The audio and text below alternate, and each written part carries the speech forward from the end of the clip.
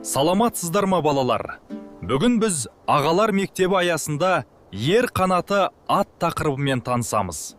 Ат қазақтың қазынасы. Ат әбзелдері ата-бабамыздан қалған мұра. Біз оны білуге және құрметтеуге тиіспіз. Ер тоқым атқа мінуге арналған негізгі жабдық. Жүген атты басқару үшін басына кигізіледі. Ноқта атты байлауға және жетектеуге арналған. Үзеңгі атқа мінгенде аяқ тірейтін құрал. Айлер тоқымды аттың үстіне бекітетін бау.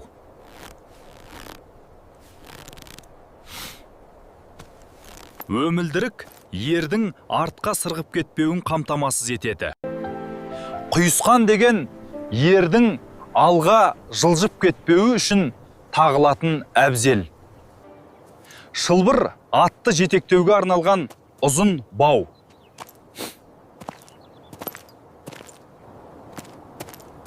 Тізгін атты бұруға және жүргізуге арналған.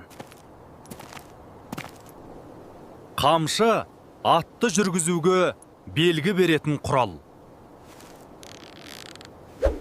Ат қазақтың қазынасы. Ат әбзелдері ата-бабамыздан қалған мұра. Біз оны білуге және құрметтеуге тиіспіз.